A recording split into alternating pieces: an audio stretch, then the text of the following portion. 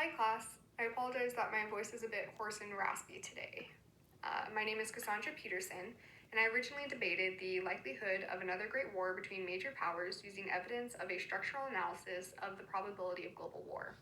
However, I do believe that there is a debate to be had regarding the unlikelihood of global war, which is why I'd like to respond and expand upon Madison Butcher's, Johannes van der Molen's, Christopher Ignane's, Dylan McKim's, and Tyler Munch's argument. I apologize if I mispronounce any of your names. Okay, now before jumping into my argument, I would like to note my discussion should be coined an intelligible conspiracy because it has never happened before, and it is merely a prediction of possible future events that still probably won't happen, might I add. So the only way to end war between nation states is to abolish and end nation states themselves for the future development of a one-world nation. In my personal opinion, technology could create a one-world nation, but it just requires a bit of conspiratorial thinking to determine what events will lead to the abolition of nation states. So before expanding on that thought further, I would like to delve into the historical contours of the hegemonic cycle before explaining a trajectory that could end global war. So between 1580 and 1740, Amsterdam, or the Dutch Netherlands, was hegemonic. They were hegemonic for approximately 2 long cycles of capitalism. Amsterdam's main contender of hegemonic status was France, and their junior partner was England. Now, what is a main contender and junior partner, you might ask? A main contender seeks over the entire period of hegemony to become the next hegemon, and ultimately produces and profits as much as possible from the current world order, all the while undercutting the current hegemon and the world order and foundations they have set forth whenever possible, because there is a bitter battle to become the next hegemon. So a junior partner does whatever they can to help the hegemon stabilize the system and international order. So though junior partners undercut hegemonic challengers, if it looks like the hegemonic challenger is going to win a key battle or a pitched battle, the junior partner will abandon their alliance to the hegemon to preserve a desirable international position. And this is really important to understand because junior partners become the next hegemons. So between 1740 and 1950, Britain was hegemonic, which was Amsterdam's junior partner. Britain was hegemonic for approximately 3 long cycles of capitalism, and their main contenders were first France and then later Germany, and their junior partner was the US. Now, looking at the current hegemonic cycle from 1950 to present, the US is hegemonic. Thus far, we've retained hegemonic status for approximately 1 long cycle of capitalism, and of course, our main contender is China. However, during the current cycle of capitalism, it is very hard to determine who the hegemon's junior partner is. In my personal opinion, though, I would predict that the US's junior partner is India. India is key to democratizing the East and is a key US alliance. So though I theorize India is the US's junior partner, it is very important to note that I am predicting like the political scientist Bruce Mesquita, or whatever his name was, which was warned about in Module 4 because predictions are not foolproof, and they can just get political science into trouble because the facts are not yet falsifiable. And so I mention this because even though I believe India is our junior partner, in October, just quite literally a few weeks ago, Bloomberg Opinion released an article titled, "If India can't beat Bangladesh, how could it be the next China?" You know, that's a pretty important question to ask when I'm theorizing predicting India as our next junior partner.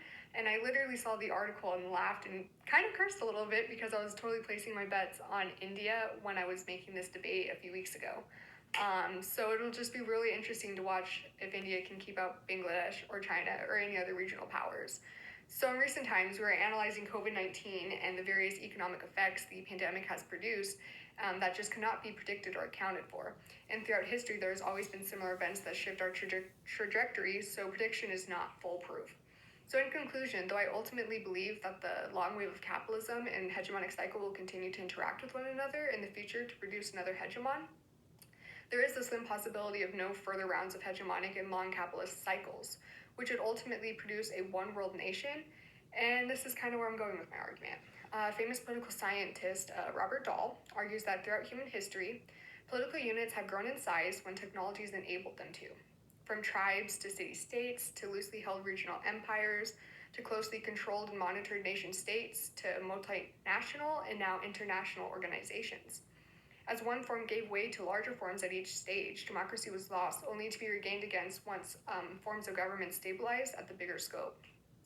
So what he's basically saying is that the size of our political units is not about our political units. It's not really about the people within those political units. It's about the technology and that those people have developed and applied to their lives and production because better communication technologies allows for greater governance. All city-states begin undemocratic, but the ones that democratize become the most powerful. Empires begin very undemocratic, but democratized when unable to control the political unit based on current technologies. So in the Dark Age, political units broke down and deteriorated into basically these feudal units, which were incredibly small compared to the governmental units, and some feudal units would create nation states through war and coercion that had larger domains and greater domination. So it is through the development of computer networking and computerization information technologies and cyber technologies that we see international organizations begin to develop. Cyber revolution is enabling the development of these massive transnational organizations. These massive transnational and international organizations don't yet have good penetration because we're still in the age of nation states. But the point is that you can see technology undercutting the current size of political units, and at the same time, the development of international organizations with ever more strength, robustness, and it's just now increasingly starting to reach into our everyday lives within the national structure. So all international institutions are very undemocratic because they are manned. Their personnel are appointed by the national governments. So if we do move to a one-state world, it is very unlikely that it'll be democratic. It'll probably be an oligarchic structure at first.